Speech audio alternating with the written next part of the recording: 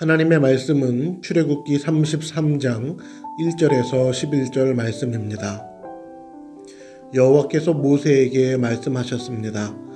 너는 내가 이집트에서 인도해낸 백성과 함께 이 땅을 떠나서 내가 아브라함과 이삭과 야곱에게 내가 너희 자손에게 이 땅을 주겠다고 맹세한 땅으로 가거라. 내가 너를 인도할 한 천사를 보내주겠다. 그리고 내가 가나안 사람과 아모리 사람과 헷 사람과 브리스 사람과 히위 사람과 여부스 사람을 그 땅에서 쫓아내겠다. 젖과 꿀이 흐르는 비옥한 땅으로 올라가거라. 하지만 나는 너희와 함께 가지 않을 것이다. 왜냐하면 너희는 너무나 고집이 센 백성이라서 내가 그리로 가는 도중에 너희를 멸망시킬지도 모르기 때문이다. 백성은 이 나쁜 소식을 듣고 큰 소리로 울었습니다. 그래서 아무도 장식물을 몸에 걸치지 않았습니다. 여호와께서 모세에게 말씀하셨습니다. 너는 이스라엘 백성에게 이와 같이 말하여라. 너희는 고집이 센 백성이다. 내가 너희와 함께 올라가면 너희를 멸망시킬지도 모른다. 그러니 너희 몸에서 장식물을 떼어내어라. 너희에게 어떻게 해야 할지를 이제 내가 결정할 것이다. 그래서 이스라엘 백성은 시내산에서 몸의 장식물을 떼어냈습니다. 모세는 항상 장막을 가져다가 백성들이 사는 곳에서 멀리 떨어진 곳에 세우곤 했습니다. 모세는 그 장막을 회막이라고 불렀습니다. 누구든지 여호와의 뜻을 알기를 원하는 사람은 진 밖에 있는 회막으로 갔습니다. 모세가 회막으로 갈 때마다 모든 백성은 자리에서 일어나서 자기 장막 입구에 선 채 모세가 회막으로 들어갈 때까지 지켜보았습니다. 모세가 회막에 들어갈 때에는 언제나 구름 기둥이 내려왔습니다. 구름 기둥은 여호와께서 모세에게 말씀하시는 동안 회막 입구에 서 있었습니다. 백성은 회막 입구에 구름 기둥이 서 있는 것을 보고 한 사람도 빠짐없이 자리에서 일어나 자기 장막 입구에서 절을 했습니다. 여호와께서는 마치 사람이 자기 친구에게 말하듯이 모세와 얼굴을 맞대고 말씀하셨습니다. 말씀이 끝나면 모세는 진으로 돌아왔습니다. 하지만 모세의 젊은 보좌관 눈의 아들 여호수아는 회막을 떠나지 않았습니다. 아멘.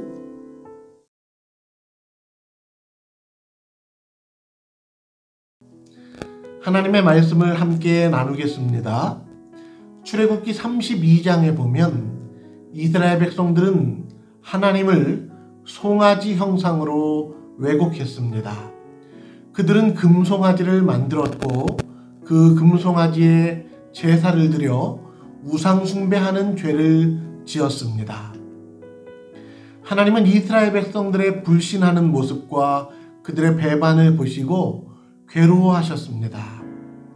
주님은 우리의 죄를 용서하시고 우리에게 자비를 베풀어 주시는 은혜로우신 하나님이시지만 그렇다고 해서 우리가 죄를 지어도 방관하시거나 우리의 죄에 대해서 아무렇지 않게 여기시는 그런 분이 아니셨기 때문입니다. 1절에서 하나님은 모세에게 이스라엘 백성들과 함께 가나안 땅으로 가라고 명령하셨습니다. 가나안 땅은 일찍이 이스라엘 백성들의 조상들에게 약속하신 땅이었습니다. 하나님은 이스라엘의 조상인 아브라함과 이삭과 야곱에게 가나안 땅을 주시겠다고 약속하셨습니다. 이제 그 약속을 성취하기 위해 하나님은 모세에게 이스라엘 백성들을 이끌고 가나안 땅으로 들어가라고 말씀하신 것입니다. 하나님은 약속을 꼭 지키시는 신실하신 하나님이십니다. 그러나 이스라엘 백성들은 하나님의 약속을 너무도 쉽게 저버렸습니다. 2절에서 하나님은 백성들을 인도할 천사도 보내줄 것이고 또 가나안 땅에 있는 여러 부족의 사람들을 다 쫓아내겠다고 약속하셨습니다. 그들이 원하는 것은 다 들어주실 것이지만 하나님께서는 한 가지를 허락하지 않으시겠다고 말씀하셨습니다. 하나님이 허락하지 않으신 것은 3절 말씀에 보면 하나님이 그들과 함께 가지 않겠다고 말씀하셨습니다. 왜냐하면 그들이 너무 고집스럽기 때문이었습니다. 3절을 한번 보시겠습니다. 젖과 꿀이 흐르는 비옥한 땅으로 올라가거라. 하지만 나는 너희와 함께 가지 않을 것이다. 왜냐하면 너희는 너무나 고집이 센 백성이라서 내가 그리로 가는 도중에 너희를 멸망시킬지도 모르기 때문이다. 거룩하신 하나님이 보시기에 이스라엘 백성들이 너무 고집스러워서 그들에게 심판한 나머지 혹여나 백성들이 멸망을 당할까봐 하나님은 그들과 함께 가지 않으시겠다고 하셨습니다. 3절과 5절에서 두 차례나 반복하여 하나님은 말씀하셨습니다. 하나님이 보시기에 백성들은 고집이 센 백성이었습니다. 그들이 하나님의 말씀에 순종하지 않았기 때문입니다. 그렇다면 백성들은 어떻게 반응해야 될까요? 4절에 보시면 백성들은 하나님의 책망하는 말씀을 듣고 큰 소리로 울었습니다. 그리고 6절에서는 자기들의 몸에 있는 장식물을 다 떼어냈습니다. 백성들이 몸에 있는 장식물을 다 떼어낸 이유는 사실 백성들이 금송아지를 만들 때 귀고리를 떼서 만들었기 때문입니다. 장식물을 이용해서 하나님께 범죄했는데 몸에 있는 그 장식물을 다 떼어냄으로써 하나님 앞에 회개하는 모습을 보이고 있는 것입니다. 하나님께서는 모세를 회막으로 부르셨습니다.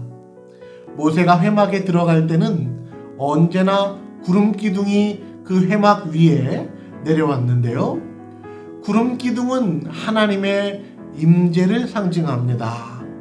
하나님께서 이스라엘 백성들과 함께하고 계신다는 사실을 가시적으로 보여주기 위해 구름 기둥이 회막 위에 떠 있었습니다.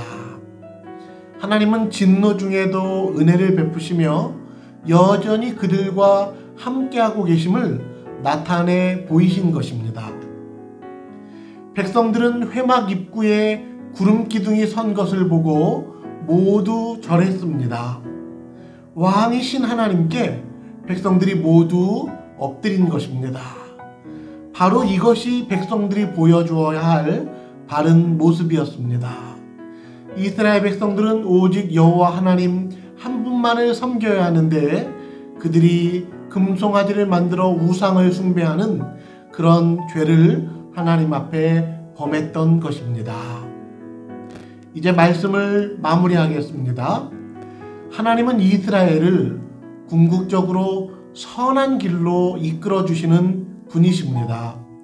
설령 백성들이 하나님께 책망을 받는다 할지라도 하나님은 그 책망조차도 사랑 안에서 허락해 주시고 사랑하기 때문에 오히려 징계하시는 것이었습니다. 하나님은 이스라엘 백성들을 사랑하시되 그들이 죄 짓는 것을 내버려 두는 것이 아니라 그들이 거룩한 길로 가도록 때로 책망하기도 하시고 벌을 내리시며 끝까지 포기하지 않으시고 사랑의 길로 인도해 주시는 분이십니다. 여러분은 어떻습니까? 여러분은 하나님의 한결같은 사랑을 느끼고 있습니까? 하나님께서 혹시 여러분을 책망하시거나 벌하신다고 느낄 때도 있었습니까? 어떠한 상황에서든지 우리를 선한 길로 인도해 주시는 하나님에 대해서 가족들과 함께 서로 나누어 보도록 하겠습니다.